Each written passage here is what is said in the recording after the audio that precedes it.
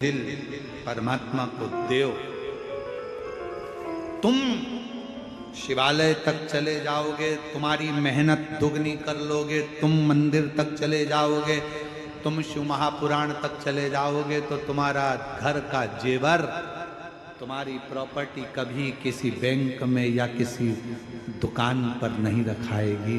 तुम अपने आप को शिव को तो रख कर दो, अपने आप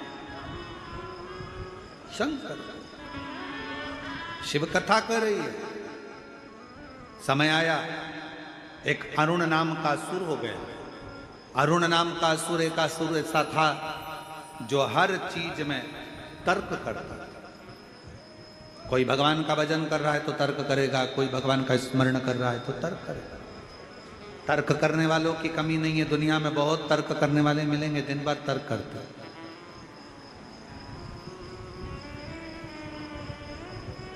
एक तर्क करने वाला व्यक्ति एक भक्त से मिल गया। भक्त जा रहा था मंदिर, वो भी उसके पीछे चला गया।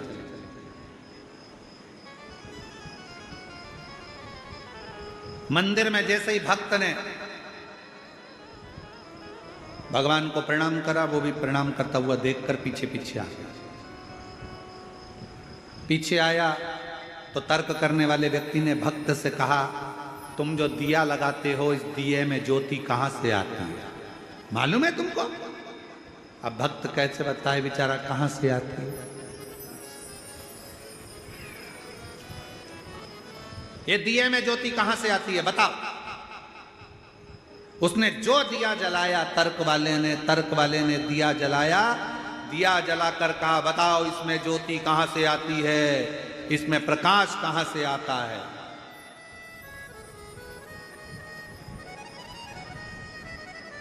कहां से आता है? भक्त कहने लगा, ये सब भगवान की कृपा है, भगवान के भाव से आता है। कहां से आता है? जल्दी बोलो, इसमें ज्योति कहां से आई? तो भक्त ने उसमें फूंक मार दी। उसने कहा, मैं पूछ रहा था कहां से आई? भक्त ने कहा, जहां से आई थी वहीं चली गई।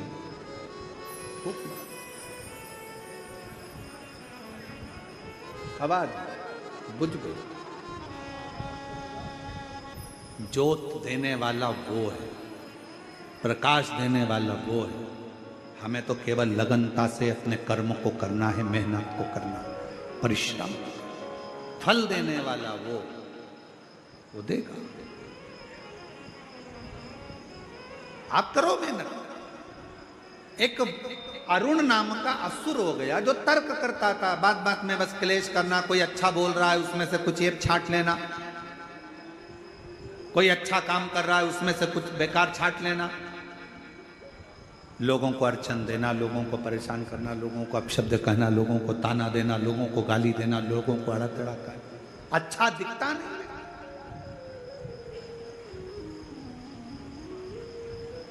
ऐसे कई लोग संसार में हैं जिनको आपकी अच्छाई नहीं दिखेगी। बहू ने रोटी अच्छी बनाई, सब्जी अच्छी बनाई, जरा सी चटनी बिगड़ गई ना तो घर के लोग कुछ सब्जी अच्छी बनी उसका नहीं कहेंगे, रोटी अच्छी बनी उसका नहीं कहेंगे। घर के लोग, बताओ ऐसी चटनी बनती है? अपने बाप के घर से ये सीख किया है, ऐसी चटनी बनती है, ऐसी चटनी बनती है। इतने में बहू अंदर ही अंदर कुड़ती कुड़ती बोली, चटनी तो अभी बनी नहीं है, अब वो चटनी बाकी। ए भाई, चटनी में अगर स्वाद नहीं है, चटनी अगर बेकार बनी है तो उसको छोड़ो। जो रोटी अच्छी बनी है, सब्जी अच्छी बनी है, उसका तो गुणगान करो कि सब्जी अच्छी बनी, रोटी अच्छी बनी। पर तर्क करने वाले, गलत बोलने वाले, गलत विचार करने वाले, गलत संबोधन करने वाले अच्छाई नहीं ढूंढते, वो हमेशा बुरा ढूंढते हैं। इसने ऐसा बोल दिया, उसने ऐसा कर दिया, बहू ने ये कर दिया, सास ने वो कर दिया, इसने ये कर दिया, उसने वो कर दिया। दिन भर अरुण का काम था। एक अरुण नाम का सुर तर्क पर तर्क करता था, गलत विचार करता था। समय आया, देवताओं ने विचार करा कि यह तो मरने वाला नहीं, देवताओं को परेशान कर रहा है। तब सारे देवताओं ने देखा अरुण ने मांगा क्या है। अरुण ने ब्रह्मा जी का तप कर कर वर प्राप्त कर लिए थे। ना मुझे पृथ्वी पर चलने वाले 4 पांव वाले मारे, ना पृथ्वी पर चलने वाले 2 पांव वाले मारे, मुझे पृथ्वी पर चलने वाला कोई ना मार पाए। तब अरुण तो बहुत प्रबल हो गया, अब करें तो करें क्या, मरने को तैयार नहीं। तब देवताओं ने भगवान शंकर की आराधना की, शिव की आराधना, और बाबा देव अधिदेव महादेव से विनय करा, शिव जी से विनय करा, भगवान शंकर से विनय करा।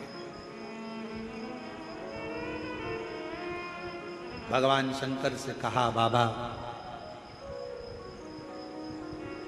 और भोला सब दुख काटो मारा, ओ भोला सब दुख काटो मारा, शिव शंकर जपो तेरी माला, बोले बाबा जपो तेरी माला, भोला सब दुख काटो मारा, ओ भोला सब दुख काटो मारा, वेश मंगल मंगलकारी, वेश मंगल मंगलकारी, शमशान वासी हमारा, शमशान वासी हमारा, ओ भोला सब दुख काटो मारा, ओ भोला सब दुख काटो मारा।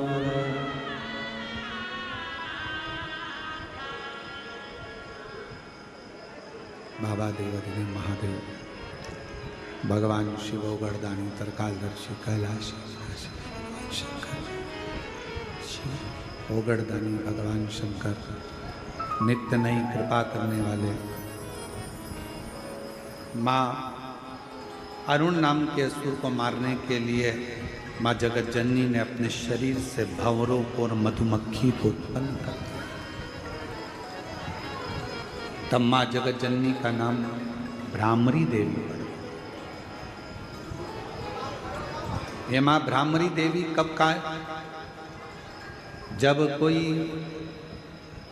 दूर बैठा है बहुत और आप किसी का स्मरण कर रहे हो कि ये काम उसका होना चाहिए, तो माँ भ्रामरी का स्मरण कर कर 1 लोटा जल जब हम चढ़ाते हैं तो जीव का कल्याण जरूर होता है, जिसका स्मरण आपने किया है।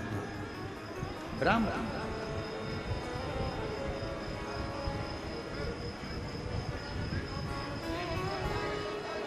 इसलिए शिव महापुराण की कथा कहती है,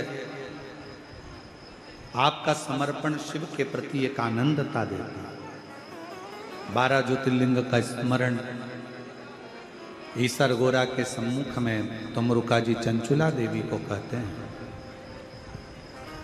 चंद्रदेव को काया का रोग होने पर रोग मुक्त किया है और शिवजी का नाम सोमेश्वर महादेव पड़ा। अगला वर्णन है श्री मल्लिकार्जुन का, जिन्होंने शिव पार्वती जी ने भगवान ओघड़दानी ने जाकर दर्शन दिया और कार्तिकेय बाबा को श्री शैलम पर दर्शन देकर 2 ज्योति के रूप में वहां विराजमान हुए, तो मल्लिकार्जुन के रूप में विराज। अगला वर्णन है महाकाल बाबा का, दूषण नाम के राक्षस का संहार करने के लिए भगवान काल अधिपति प्रकट महाकाल के रूप में विराजे। फिर ओमकारेश्वर बाबा का वर्णन आया, जिन्होंने विंध्य नामक पर्वत को दर्शन देकर सार्थक किया है विंध्य। फिर वर्णन आया केदारनाथ जी का, नर नारायण का तप, भगवान शिव का प्रागट्य, और यहीं पर उनका धड़ और शीश नेपाल में तो पशुपतिनाथ के रूप में रखा। अगला वर्णन आया है भीमा शंकर का, कुंभकर्ण के बेटे भीम का भगवान शंकर ने संहार किया था तो नाम भीमा शंकर। कोई देवता ऐसा नहीं जो असुरों के नाम पर भी अपना नाम दे देता। भगवान शिव ने अपना नाम देकर भीम का संहार कर कर भीमा शंकर के रूप में विराजमान। अगला वर्णन है काशी विश्वनाथ का। मनु शत्रुपा के तप के बल से भगवान विश्वनाथ के रूप में विराजमान हुए। फिर त्र्यंबकेश्वर का वर्णन आया। बाबा पर गौ हत्या का दोष लगा। दोष लगाने वाले कोई दूसरे नहीं होते, अपने ही अपनों को बर्बाद करने में लगे हैं। आज सनातन धर्म को दूसरों से जितनी चोट नहीं पहुंचती उतनी अपनों से चोट पहुंच रही।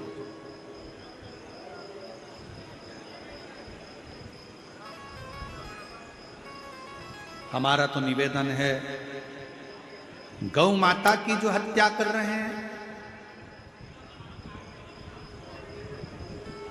गौ माता को जो त्राण दे रहे हैं, अगर विरोध करना है तो उस गौ माता की हत्या करने वालों का विरोध होना चाहिए, उनको त्राण देने वालों का विरोध होना चाहिए। छोटी छोटी बेटियों के साथ में जो गलत कृत्य कर रहे हैं, विरोध होना चाहिए तो उनका होना चाहिए। जो सनातन धर्म के ध्वजा लेकर आगे बढ़ रहे हैं और सनातन धर्म को मजबूत करने में लगे हों, उनका कभी विरोध नहीं होना चाहिए। करो विरोध। जिस दिन आपका विरोध गौ हत्यारों के प्रति होगा, जिस दिन आपका विरोध छोटी छोटी अबलाओं की, छोटी छोटी कन्याओं के साथ में गलत कृत्य करने वालों के प्रति होगा, जिस दिन आपका विरोध देश को बर्बाद करने वालों के प्रति होगा, उस दिन समझ लेना कि हमारा सनातन धर्म और हमारा देश और मजबूत होता चलेगा। पर आज का जमाना उल्टा हो गया। आज जो सनातन को आगे बढ़ाने में लगे हैं, सनातन को मजबूत करने में लगे हैं, धर्म का प्रचार करने में लगे हैं, धर्म को एक मजबूती प्रदान कर रहे हैं, आज उन्हीं के ही लोग बदनाम करने में लगे हैं। कहीं ना कहीं किसी ना किसी रूप में बदनामी दे रहे हैं। श्रेष्ठता नहीं है, सनातन को मजबूत करना है, बहुत मजबूत। जब हम ही एक नहीं हो पाएंगे तो हमारा राष्ट्र मजबूती की ओर कैसे आगे बढ़ेगा? एक होना है। नारा देने वालों ने नारा दिया, कितना सुंदर दिया कि बटोगे तो कटोगे। एक होइए, मजबूती अपने भीतर होना चाहिए, अपने भीतर मजबूत करिए। गौतम बाबा पर गौ हत्या का दोष किसी दूसरे ने नहीं लगाया था, अपनों ने। गौतम बाबा की प्रतिष्ठा देखकर इतना गौतम ऋषि को पूछते, इतना गौतम ऋषि को पूछते, तो गणेश जी को गाय बनाया गया और फिर गौतम ऋषि के आश्रम में कहा गया, गणेश जी महाराज से तुम गाय बनना और गौतम ऋषि के आश्रम में प्राणों को त्यागना। कोई दूसरे नहीं थे, गौतम ऋषि के ही साथ के ही कुछ ऋषिवर थे, कुछ साधुवर थे। उन्होंने कह दिया गौ हत्या का दोष लगना चाहिए गौतम ऋषि पर, गौतम ऋषि पर गौ हत्या का दोष लगा। भटकते रहे गौतम ऋषि। माता हिल्या को दया आई, मेरा पति कुछ करा नहीं, गलत कुछ किया नहीं, फिर गौ हत्या का दोष लगा। अब निर्णय देने के लिए तो भगवान को भी आना पड़ेगा। तब ब्रह्मा विष्णु और महेश को, भगवान शिव को निर्णय देने के लिए गौतम बाबा के लिए आना पड़ा। तो भगवान त्र्यंबकेश्वर के रूप में विराजमान हुए, त्र्यंबकनाथ के रूप में निर्णय देने फिर उसको आना पड़ा। जब ज्यादा पाप बढ़ जाता है, अनाचार दुराचार बढ़ जाता है, और जब फिर अंत समय एक ऐसा आ जाता है कि अपने अपने को काट करने लगे, तब उस ब्रह्मा, भगवान विष्णु और भगवान शिव को भी आना पड़ता है। और गौतम ऋषि के लिए आए, कोई दूसरे ने दोष नहीं लगाया था, अपनों ने दोष लगाया गौतम ऋषि। और गौतम बाबा मौन रहे, चुप रहे, क्योंकि वो जवाब देगा, हमें नहीं देना, वो जवाब देगा। आया वो अपने भक्त के लिए पृथ्वी पर आ गया। त्र्यंबकेश्वर बाबा की जो धरा है, वहां त्र्यंबकनाथ विराजमान हो गए। रावण शिव जी को लेकर चले तो भगवान वेद्यनाथ जी के रूप में विराजमान हो गए। दारुक नाम के राक्षस के लिए भगवान नागेश्वर रूप धारण कर लेते हैं और राम जी के लिए रामेश्वर बन जाते हैं। सुधर्म नाम के ब्राह्मण की पत्नी घूष्मा के बेटे को जीवित करा तो कृष्णेश्वर बन जाते हैं। अपने भक्त के लिए हर पल रूप धारण कर लेता है। 12 ज्योतिर्लिंग में जो ज्योति के पुंज शिव बैठे हैं वो साधारण नहीं है, मेरा शंकर स्वयं आकर बैठा है। और 12 ज्योतिर्लिंग के मध्य में कुबेरेश्वर बाबा आकर बैठे हैं, जो संपूर्ण जगत का कल्याण करते हैं। शिव तत्व को जानो। ईसर गोरा की साक्षी में कह दिया गया, कहा तुमरुका जी ने कहा कि जो इस पवित्र शिव महापुराण की कथा को श्रवण करेगा, हृदय में धारण करेगा, ईसर गोरा की साक्षी शिव पार्वती उसकी झोली खुशियों से भर देंगे। कथा करवाने वाला कोई नहीं, शिव है। कथा सुनने वाला शिव है और कथा करने वाला भी शिव है। यहां श्री सरयू प्रसाद जी देशमुख, श्रीमती टिकेश्वरी देशमुख, श्री रूपेश जी देशमुख, श्रीमती लीलावती देशमुख, समस्त महाकाल परिवार निकुंभ दुर्ग छत्तीसगढ़ से जो ये कथा चल रही है, यजमान परिवार को मैं धन्यवाद देता हूं, जिन्होंने अथक मेहनत कर कर और पूरे गांव के लोगों ने एकजुट होकर इस शिव महापुराण की कथा को संभाला। संपूर्ण प्रशासन को, यहाँ के कलेक्टर महोदय, IG, DIG, commissioner, SP, SSP, TI, सभी तहसीलदार, सभी यहाँ के एसडीएम और जो भी पदाधिकारी गण है, चिकित्सा विभाग, पीडब्ल्यूडी विभाग, विद्युत विभाग, और यहाँ के जो भी सरपंच हो, विधायक हो, सांसद हो, मंत्री हो, जो भी यहाँ के पदाधिकारी गण हो, अध्यक्ष हो, उपाध्यक्ष हो, सबको साधुवाद देता हूँ। आप लोगों की मेहनत रंग लाई है। प्रशासन ने इतनी सुंदर व्यवस्था संभाली, एक बार पूरी प्रशासन के लिए जोरदार ताली बजाकर साधु का। यहाँ के माननीय मुख्यमंत्री जी को, श्री विष्णुदेव सहाय जी को, और यहाँ की पूरी सोशल मीडिया, यहाँ के एक एक पत्रकार बंधुओं को, जिन्होंने इस कथा को जनमानस तक भेजा है, सारी सोशल मीडिया को, सारे पत्रकारों के लिए जोरदार ताली बजाकर साधुवाद, जिन्होंने अपने इस शिव पुराण की कथा को जनमानस तक भेजने का क्रम किया। और समस्त आस्था चैनल के श्रोताओं को नमन करते हुए, बाबा शंकर देव अधिदेव महादेव आप सबकी झोलियां खुशियों से भरे, ये भाव लेते हुए आज कथा को यहाँ विराम की ओर लेते हैं। और 26 तारीख से 1 बजे से 4 बजे तक फिर आस्था चैनल पर मिलेंगे। बेलपत्र शिव महापुराण की कथा बेजापुर महाराष्ट्र की पवित्र धरा से। उसके बाद में 2 तारीख को वो कथा विराम होगी। 5 तारीख से 9 तारीख तक 5 दिवसीय शिव पुराण की कथा सीहोर कुबेरेश्वर बाबा के धाम में गुरु पूर्णिमा महोत्सव होगा। 10 तारीख को शिव दीक्षा गुरु दीक्षा रहेगी। उसके बाद कथा का क्रम फिर आगे बढ़ते हुए, जैसे आप लोगों को प्रथम में कहा कि 12 जुलाई से 18 जुलाई तक कोरबा छत्तीसगढ़ में शिव महापुराण की कथा श्रावण के महीने में रहेगी। और श्रावण के महीने भी 7